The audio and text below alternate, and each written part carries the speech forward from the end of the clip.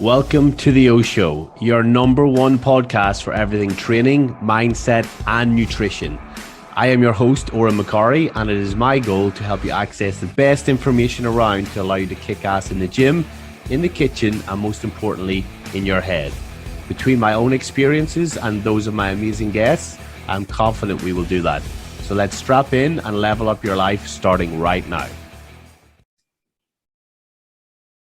Good morning, good afternoon, good evening, guys. Welcome to today's episode of the O Show. And I am joined today by a truly amazing person, an amazing client who's been with Team OMC for probably the past 8 to 12 weeks. And every single time I see her in person, she really enlightens me about something, and I learned something hugely new, which for me is a massive bonus. So I thought, why not jump on a podcast and have a conversation with the amazing Brodie Cooper? How are you?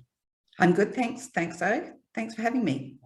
This is going to be huge. I know I was talking to Shireen about this earlier in the gym. She's like, I actually can't wait to listen to this because it's going to be so insightful. And so basically, if people don't know who you are, Brodie, let's talk about who you are, your work, and why this is going to be so insightful. Because once you get the introduction, they're going to know where we're going with this. Okay, so I'm an autistic person and I'm a clinical psychologist. And I work with adult ADHD and autistic people. Mostly they're late diagnosed. So I'm going through the process with them of developing their understanding of ADHD and autism, what their ADHD and autism looks like, because it doesn't look the same for everybody. We're developing acceptance, and through acceptance, developing language to be able to advocate for themselves and explain how their experience is different to what we call neurotypicals. So there's neurodivergent and neurotypicals. And for a lot of these people who are diagnosed in their 30s and upwards, I was diagnosed when I was 56. It provides it gives us language for the experiences that we've had that we assume everybody else in the world is having at the same time. But the diagnosis gives us an understanding that we experience the world in a completely different way. Mm-hmm. Interesting. Very rewarding work. And obviously with your own diagnosis, that means that you're probably in like an elite group of psychologists who are actually autistic and can relate to it. So I guess that means that it's a different experience to somebody who's normally going through a psychologist, right? Yeah, so I worked with people who were not autistic and ADHD for a really, really long time. And I would listen to their stories and I go, wow, you have so many emotions. That must be really hard, because a lot of autistic people are also lexithymic, so we don't have a very good understanding of it takes us a longer time to process emotional information. And quite often we come off as quite blunted in our mood and affect. We're not. I'm just, my attention has been, which is another autistic thing. We don't filter anything out. We experience everything all at once. Yeah. So if you hear sirens going past, I might stop because that's just what we do. And I can't think when that's happening. And that's another part of autism really, is that we perceive the world in a sensory way, in a completely different way than most people. So we have autism in particular is a disorder or a difference in sensory integration. And we can talk about that a little bit later, but you and I have experienced that in the gym. Mm-hmm. With pain tolerances and things like that. Yeah. And I think this is the type of thing that people, like, everyone's heard of autism, right? But for me personally, like, I've never really spoke about it in depth like we have during our sessions and chatting in between sets about, you know, the work you do and everything else. I used to think that people who are autistic were just like socially awkward for some reason, but there's a whole spectrum of things, I guess, that you've enlightened me to, that I didn't realize, like being able to concentrate on multiple things and the emotions, and even just something we'll talk about later, which is how fitness and everything works into the health of the whole person, and how beneficial that is. But what would you find are probably the stigmas or misconceptions maybe about autistic people, or things that used to be the case but maybe aren't true anymore? That's a really great question. I'm so glad you asked. So autism has been stigmatized as being related to IQ. So if you are not what we call neurotypical passing, so looking like a normal person, so I'm a neurotypical passing autistic person, but if you're not neurotypical passing, you are assumed to, or perhaps you're a non-speaking autistic person, you would be assumed to have low intelligence, which is not necessarily true. Some of the most sophisticated philosophical thinking has come from non-speaking autistic people that I've come across. And then if you're neurotypical passing like me, the expectation is that you're a super brain and that you have super high intelligence and probably savant skills. Just putting out there, I have no savant skills whatsoever. I'm really ticked off about it. Wish I did. The socially awkward thing comes out a lot. I am socially awkward, and it takes me a lot. So even in the gym, that's a social space. That's a really difficult space for an autistic person to enter because it's so unfamiliar and so unpredictable. Mm-hmm. So I am socially awkward in there. I keep my earphones in, even when I'm speaking to people that I've been seen going to the gym for the last, I've been going to Doherty's for about 1.5 years. I didn't talk to you for ages. Yep. I just looked at you in the gym and I went, oh yeah, this is interesting. He's training really well. And they'll go, I'd really like to talk to him, but I have no idea how to open the conversation. None whatsoever. Okay. Yeah. And then carrying on a conversation is very difficult. The reason that I can do this is because we're talking about my special interests. So autistic people tend to have restrictive, repetitive behaviours and interests.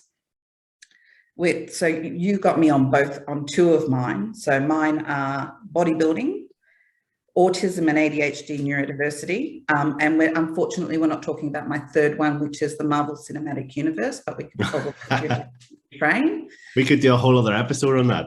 Oh yeah. So we have a tendency to do what I'm doing now, which is info dumping. And I remember saying to you and Shireen the other day after the huddle, if I speak too much in a huddle, you need to shut me down because I will just go on. Yeah, okay. So there's lots of stigma around that. For ADHD people, the stigma is about being flighty or squirrel-like. People do not appreciate the disability that ADHD causes in planning and organising, sticking to tasks, focus, and for both of us, for ADHD and autistic people, we have a lot of difficulty with emotional regulation. My view is that for autistic people, emotional regulation improves with age. But I guess the other thing is our sensory world is perceived to be an intolerance of sensory stuff. It's actually not. We can't integrate a lot of sensory stimulus into our nervous system, and it actually activates the pain areas of our brain, not the fear areas. So if you're a psychologist and you're treating someone with autism or ADHD and you're not aware of the physiological effects, you're guessing, and it's really, really difficult to understand the experience of a neurodiverse person because it is so different. Yeah, 100%. And one thing that I wanted to talk about is this, I guess, just to clear up in case it wasn't clear from before, like when you say neurodiversity versus neurotypical, like what do those two words mean, just as a little summary in case people haven't picked it up along the way, just to clear it up before we go into the next bit then, Brody?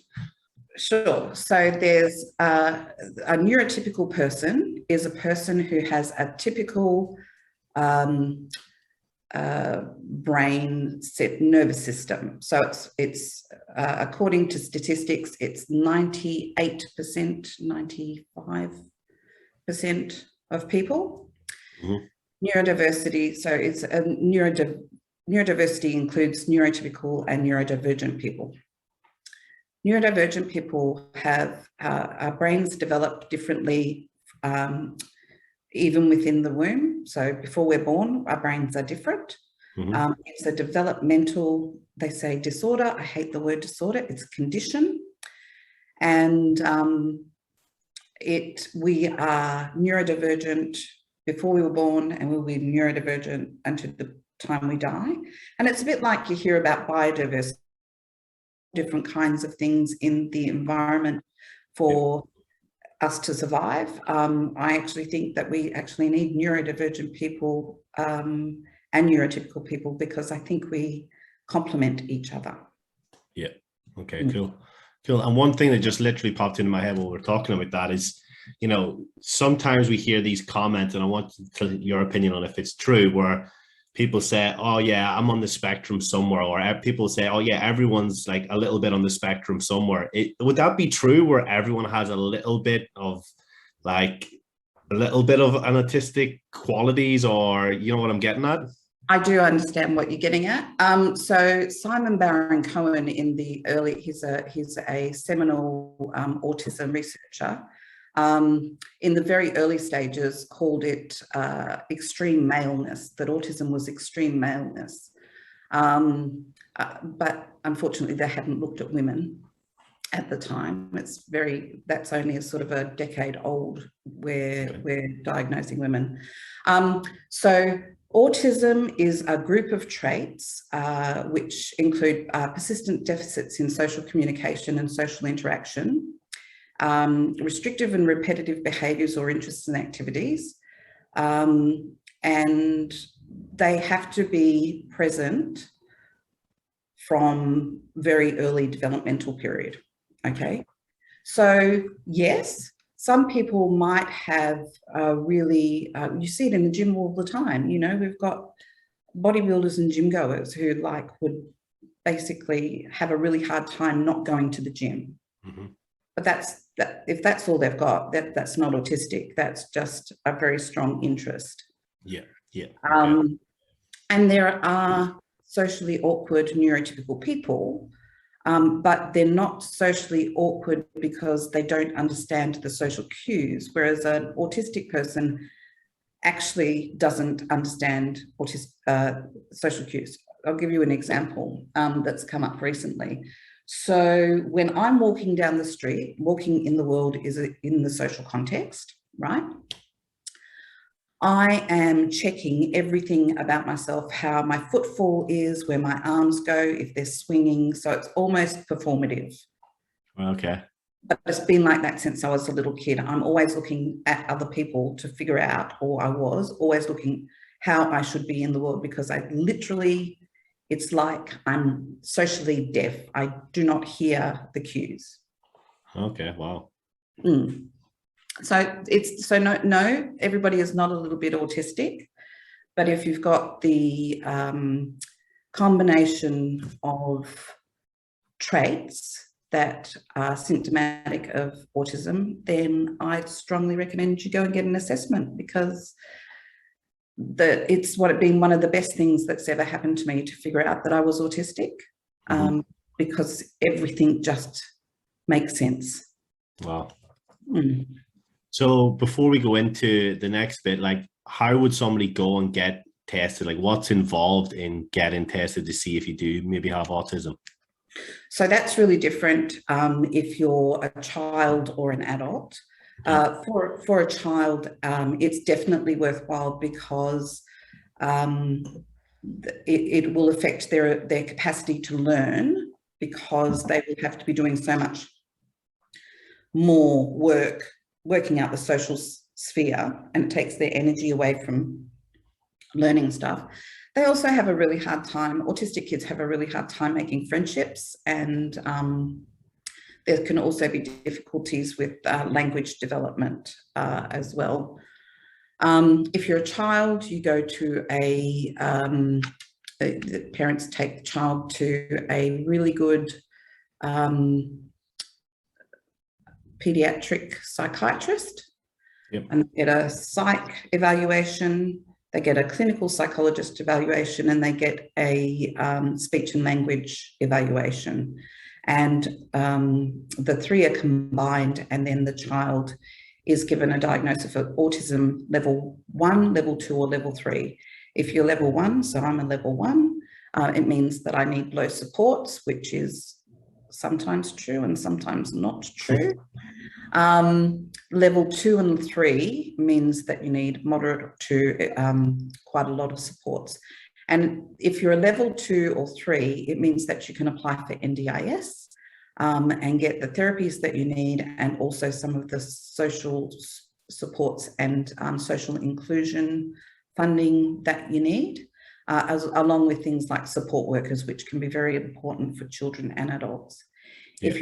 If you're an adult, there are clinical psychologists. So if you think you've just got autism, you can go to a clinical psychologist who specialises in the diagnosis of autism spectrum disorder, and they can diagnose you. It's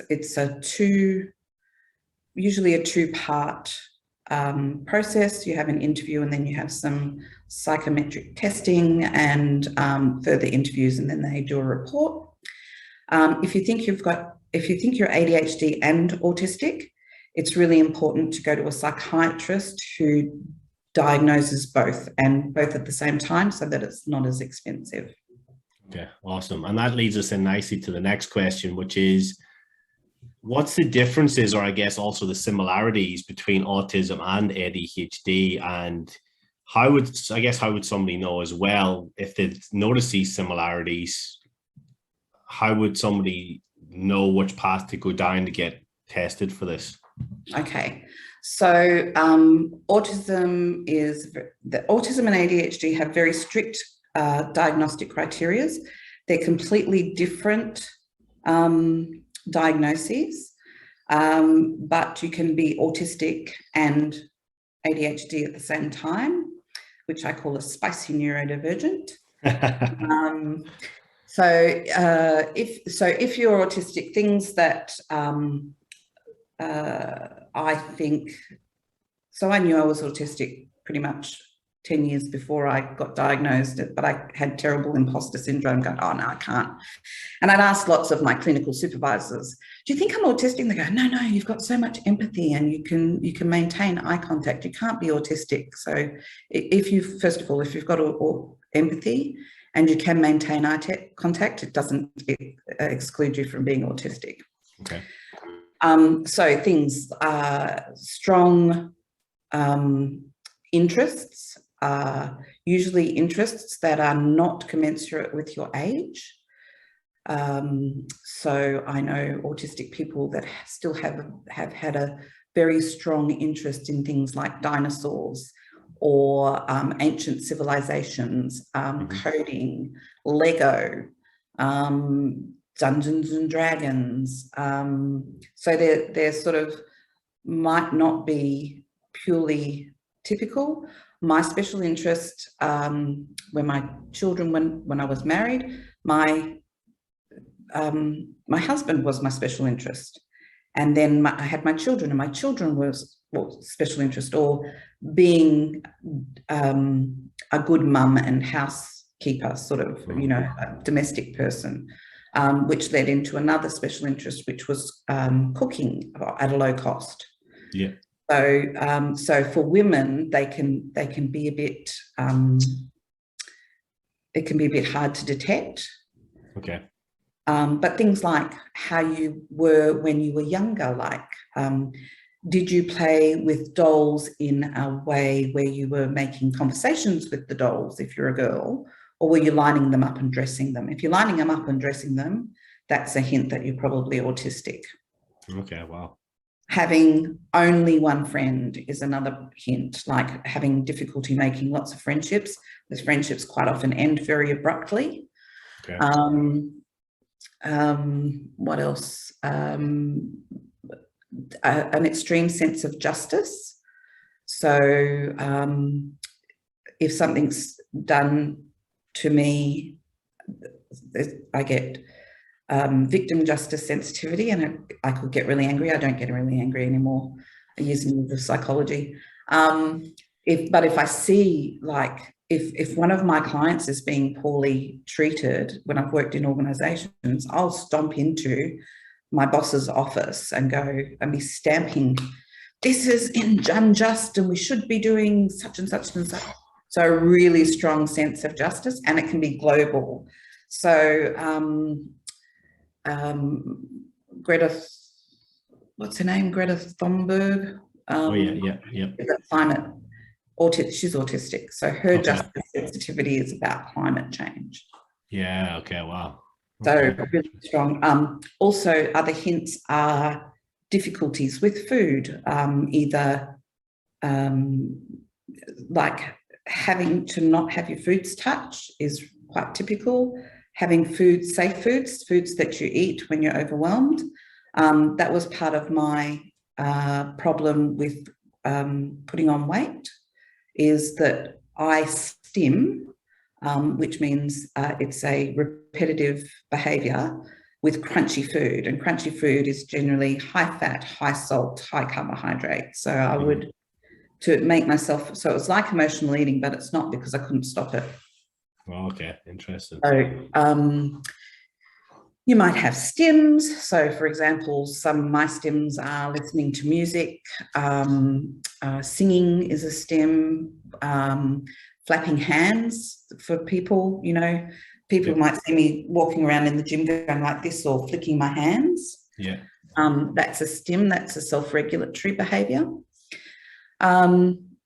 So it can be quite subtle, and if you're autistic and you've got through to adulthood as an autistic person, a lot of the behaviours will have been squished down.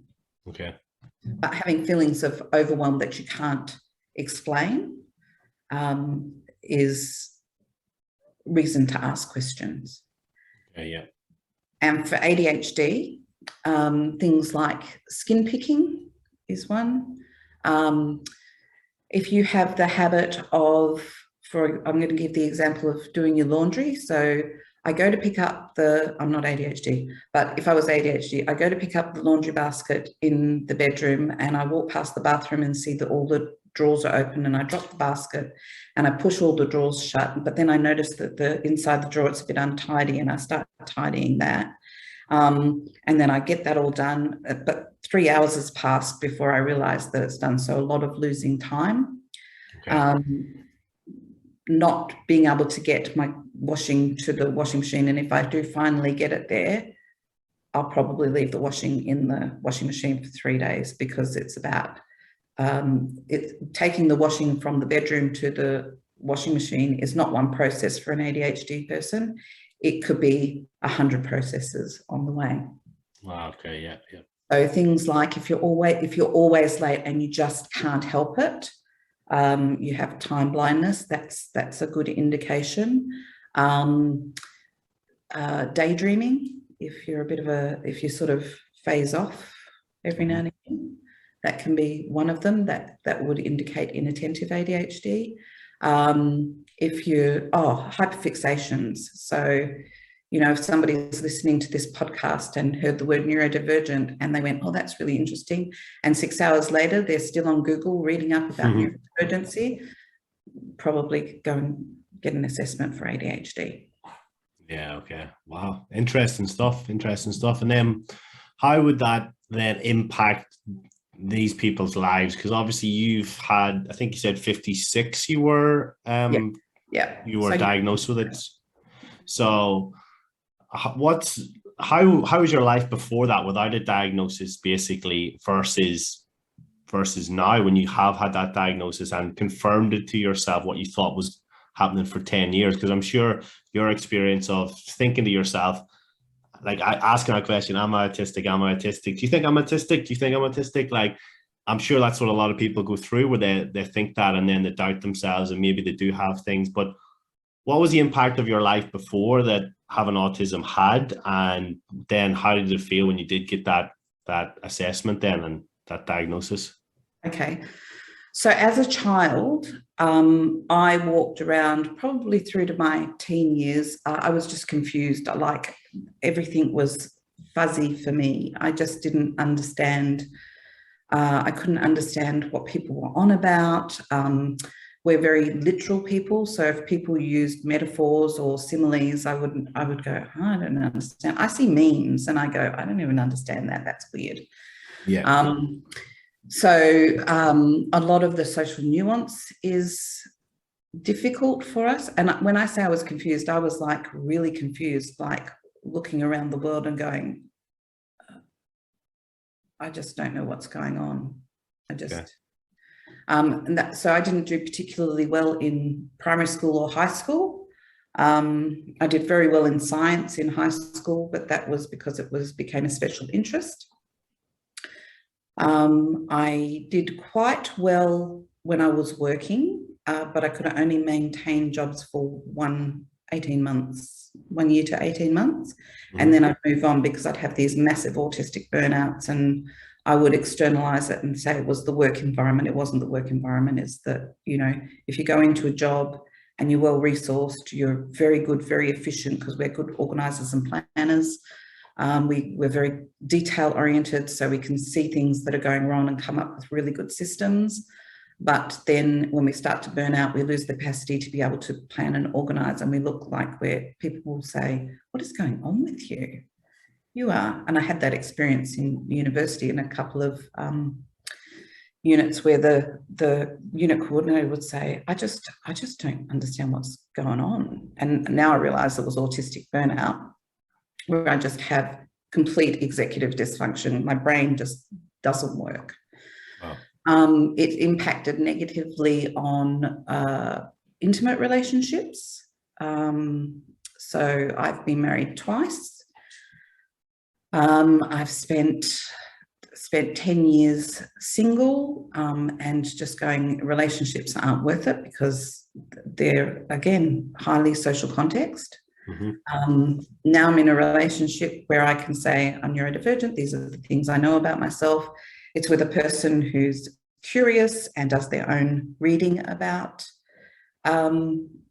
autism. And so we have a better understanding of the way things go. So it impacts negatively on friendships, intimate relationships, education, work, paid employment. It's quite lonely. It's really difficult to make connections with people. Yeah. And it can also autism and ADHD can also lead to substance abuse issues. So, for example, when I went out, people used to think that I was quite a social person, but there was always alcohol involved. I would preload before I'd go out. I'd have 1 or 2 drinks to sort of calm my nerves. My prefrontal cortex would go offline. I'd seem like I was really not scripting, and I probably wasn't, but I did some really embarrassing stuff. Okay, wow. Because the more alcohol you drink, the more embarrassing your behavior becomes. Yeah, and we all can relate to that, whether we're neurodiverse or not. So that's right. So awesome. Okay, and that's a big insight into what it's like living with it. But what about now that you've had this and that you've had this weight off your shoulders? Like how does it feel day to day, knowing that, I guess, you were right and knowing why you struggle with certain things and you've got that actual diagnosis then? Like, how has that changed the quality of your life? Oh, so much. Like my last birthday, my sister said to me, happy 21st birthday, you're a grown up now, because all the confusion and the not knowing why I wasn't doing things the way everybody else was. I mean, I'd see my sister and she'd have all these friends and I go, how do you even? I don't even understand. I want to have that, but I don't understand how you do it. Mm-hmm.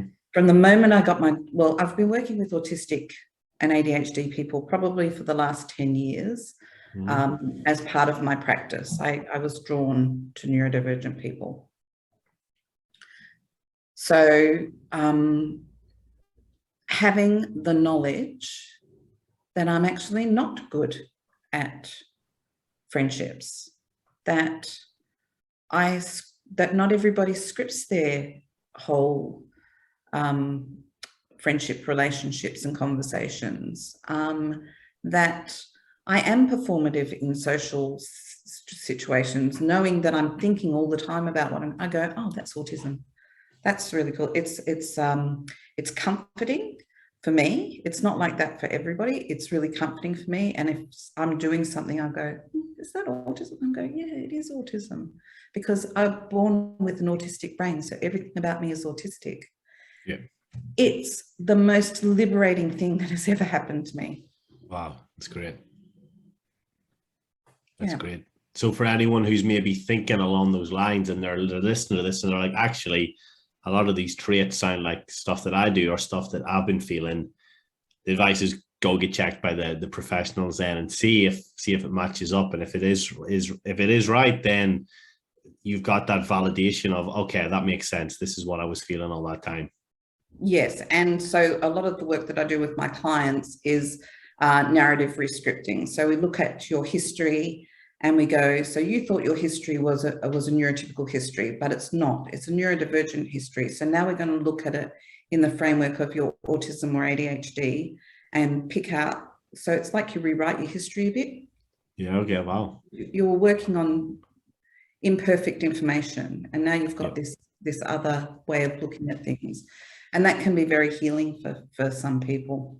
It can also make them really. They can become quite angry at the way that they've been treated as well. There's a range of responses to that. Yeah. Okay. And let's talk about the final thing we wanted to talk about today, which was the effect that fitness and community and that whole aspect can have on somebody who has autism, and I guess the positives that come out of it more so than just the normal health and, the disease management and everything else. So how have you found fitness in your own life? Oh my God. So I did ballet from the time I was 8 till I was about 17 or 18. And I loved it because it's repetitive. It's predictable. I didn't have to talk to anyone, but I felt like I was part of a team. Yeah. I love the feeling of my muscles working. So that's one of my sensory seeking behaviors. I became a body combat instructor, a Les Mills body combat instructor in my 30s, again, because I just love, oh my God, love the feeling of muscles working and my body moving, and it's just awesome. And then 3 years ago, I was 113 kilos. I was so overweight, because that's one of the problems with autism is obesity is quite a big problem for autistic people, along with hypermobility disorders such as Ehlers-Danlos syndrome, and gut issues are also highly comorbid with autism. So I had a period where I'd been very inactive, where I was eating a lot because I love the crunch, and I found myself this humongous blimp person. And I started going to the gym, but going back to the gym was really difficult for me because it was an unfamiliar place. There's a lot we have to go through to get comfortable in a space. So if you're a trainer out there and you've got someone who's autistic who's just coming into fitness, things that might need to happen is you might need to take them through the gym when it's quiet to orient them to the gym. I find the gym quite a difficult sensory place with the noises of the weights crashing and stuff like that. But the repetitiveness of training is so good. It's so good. Love Awesome. it. And even when we were in our first couple of sessions, I had put the hip extension bench on, which obviously you're sort of hanging over, like the back extension machine, if people don't call it the hip extension. And we had you pretty much hanging over at 90-degree angle, and you were talking about how much you love that because of the feeling, and you seek that feeling, right, when you're training, and like feeling, connecting to muscles, feeling what's going on. And that for you is pleasurable because you're very sensory based. You seek that sensory stuff, right? Yeah, but there are, as we've found out, there are pitfalls with that. And one of the things is I will go really heavy on my weights trying to chase that feeling. And I had a difficulty with activating my triceps. I just could not. I can get my brain into my quads, and I can get my brain into my hamstrings and my shoulders and my back, but I couldn't get my mind into my triceps. And I ended up having an injury because I went so hard, doing a tricep extension just so I could feel it. Yeah. Yeah. And you and I had to do a lot of work. You were great with that, getting me to focus on it. And now after 4 reps, I can feel my tricep. Yes, that's what I want. Yeah, exactly. And that was the one thing that you were kind of missing, because you said, I've got a great connection with my glutes, my back, like legs, everything feels good. I can like feel the emphasis where it wants to go, but it's like your triceps were sleeping. I think you call them like zombie triceps or something along those lines. And we were just literally done a full tricep session for like 45 minutes, where we literally just ran through the technique, got you to really think about things. And then obviously over the time, you've got to the stage now where 3 or 4 reps in, like a normal person would, you get that feeling of, okay, it's kicking in now. But when we first started that, it was like nothing. 15, 20 reps, and you're like, oh, I'm just about feeling it now. And like the muscle was so fatigued. But I guess it would have been very easy for you when you start feeling it on 15 or 20 reps previously to then be like, oh, I'm just feeling it now, like let's keep going. And that's where the potential damage can be done, because you're chasing that feeling regardless of, how many reps have been done and how fatigued you are. You're just like, oh, I'm starting to feel it now. This is good. Let's get it going. Or the other alternative is I would go too heavy. And, I noticed you saying to me, don't be a hero last week when we were doing legs, because I just, if I can go heavy, as long as I can maintain form, I will go as heavy as, and it's almost, it's not mind over matter, but that's what people might interpret it as. But it's, there's a challenge, but there's the feeling that, if I can maintain form, like the competitive part of me, if I can maintain form and do this, that's going to be awesome. So it becomes an intellectual challenge as well. Awesome. And then what about the community side? 'Cause that's something we actually spoke about in the past week, like about that aspect in terms of what we do at Team OMC, the gym meetups and the Zoom huddles, and how beneficial that can be for somebody with autism, which again is something that I would not have realized had we not had those conversations. So if that's something that, maybe trainers listening to this can take on board and like try to include in their service and their packages to make it easier for people with autism, like what's the benefits of community in that sense? Okay, so it's really hard for us to connect to other people, but because of the Team OMC huddles and the community, I can go into there and all I have to talk about is my fitness and nutrition. I don't have to talk about anything else. So it's quite easy for me to maintain that. They're also generally not super long sessions. Mm-hmm. So maintaining concentration on that at that level is quite good, quite easy. It's sort of like a soft introduction to social forums as well. Yeah. We're also generally quite good on computer-based stuff. So at the Facebook page is, I might not comment on it very often, but I'm actually being social because I'm connecting to the other members of the community. Yeah.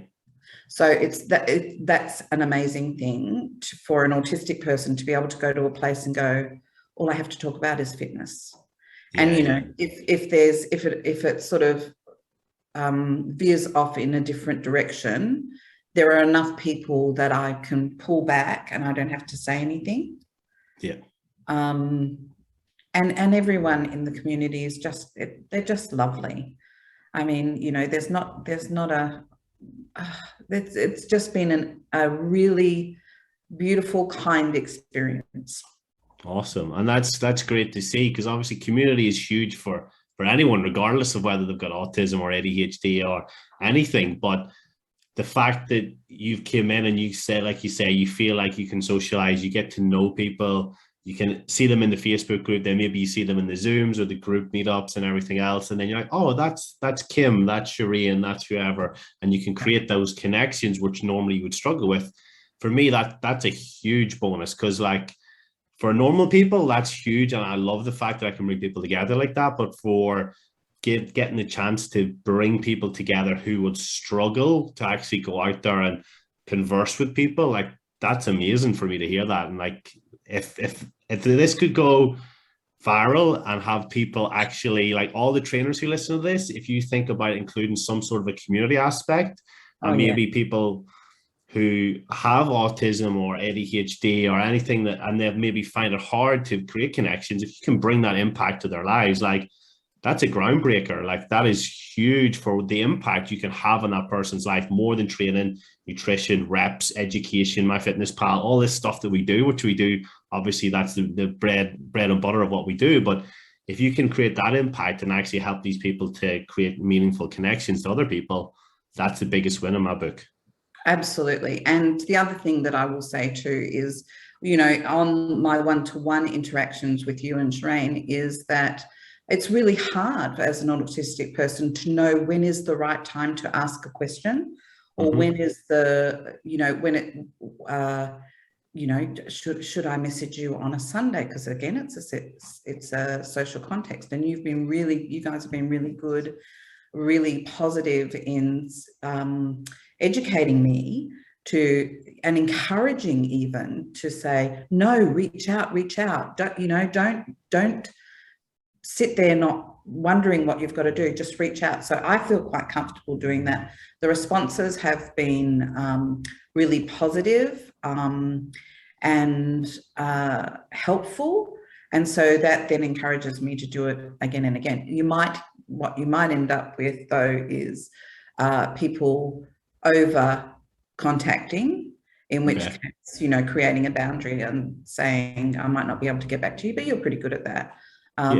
I might not get back to you. I mean, I sent you a meme, a thing from TikTok or something the other day, and I went, oh, is that appropriate? Should I actually do that? And then I went, I'm just going to do it anyway. Yeah, exactly. But there was a lot of like intellectual rumination about whether that was an okay thing to do. Yeah. And the reaction was, oh, I love this. Thanks for sending it through, right? So you had nothing to really worry about. I mean, phew. Yeah, exactly. But the fact that, you know, for me, it's a learning curve, because like, obviously, like not knowing much prior, like I said, the previous misconceptions of, oh, they're just socially awkward people. Like for me, learning all this is great, but also the fact that I can actually see you come in and thrive is like the cherry on top of the cake. And, you know, we've had a few other different autistic people come into the group and, you know, see them thrive in their own different ways and have their own different challenges, which we're helping them overcome. It's huge. And it's awesome to be able to, I guess, provide that sort of safe space for people like that and actually help you in ways that I didn't even realize. I thought it was just going to be reps and macros, and it came a lot more than that.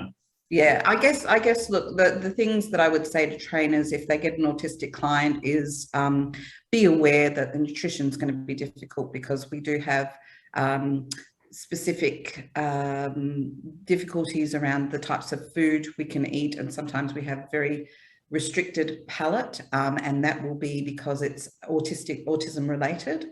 Like it could be a stim thing or a safe food. So nutrition, I would say, try and keep your mind open about working out how to do nutrition. Your program is really good because it's flexible eating. So I can have spaghetti bolognese for lunch every day as long as I make it myself. The other things I would say is if you're training someone in a gym, that we need to have predictability. So orienting people to the gym space before you start training is really important. Going through all the pieces of equipment. I'm sensory seeking. I'm likely to overload, but you might get people who are quite sensitive to pain, and so they may pick up a 3 kilo weight and go, oh my God, that hurts so much. And so working out with them, sort of trying to figure out what their sensory profile is, so that you can help them.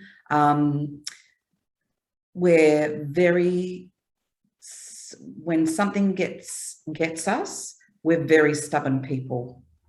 So, people have said to me, oh, you're so wonderful, you've lost so much weight and you've, built muscle and blah, blah, blah, blah.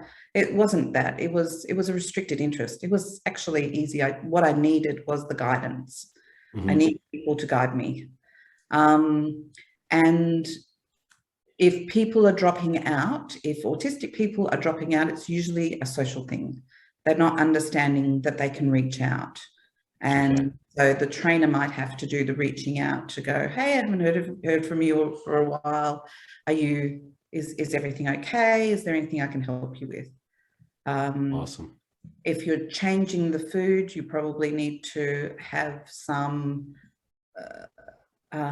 space between changing nutrition plans and exercise plans so that people know that it's coming, because transitions are very difficult for us. Yeah, okay. And be kind. That's the easiest thing, right? When you're dealing with people, but it's maybe sometimes is the hardest thing, like you say, you've got to read the person, you've got to see, like, they might be very sensitive, like you said, and you've got to read that and, coach that and coach everyone differently, I guess, which is the hardest thing, Yeah. Awesome, mate. Well, let's go. How would people get in touch with you if they like the sound of what you're doing, or how can they look you up basically if they want to find out more? You can just go on Psychology Today and see my name, and you can contact my office that way. Okay, perfect. Sounds great. Yeah, I thank you so much for your time. It's been roughly an hour since we jumped on. I know we had a bit of a laugh at the start before we think. I guess it's probably been about 45 minutes on the episode because we did speak at the start, but mate, it's definitely been an eye-opener for me working with you and learning all this. So I'm sure it's an eye-opener for a lot of the listeners and a lot of the coaches out there who might take something from this and say, you know what?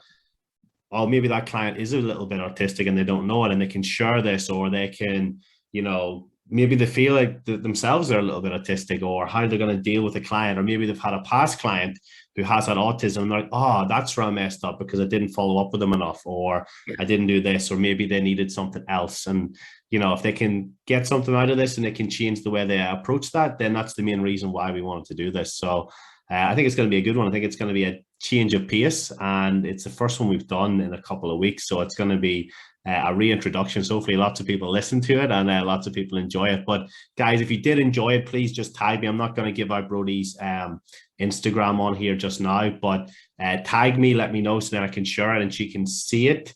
We're going to keep her Instagram a bit private because that's her fitness page for now. So and if you are interested, like she said, go to Psychology now and just look up her name, Brodie Cooper, and you can find out more and go from there. Okay.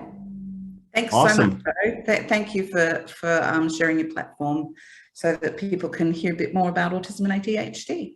Absolutely. And in the new year, we're probably going to have to do a recap because we got some exciting things coming up for yourself. So we will we'll probably get you back on again to discuss that at a different stage when we can actually discuss more. I know the insights, but everyone else can find out later.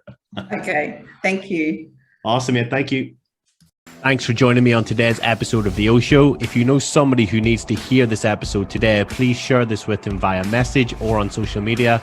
Don't forget to also take a screenshot and share it on your story and tag me at Oren McCarry so we can continue to grow the podcast and help more people change their lives with the advice given here. Also, keep the 5-star reviews coming over on iTunes, as that helps people who normally wouldn't listen to the show find it and get the O Show in their ears and drive the podcast forward to help more people around the world with the advice here. Have a great day, and I will speak to you soon.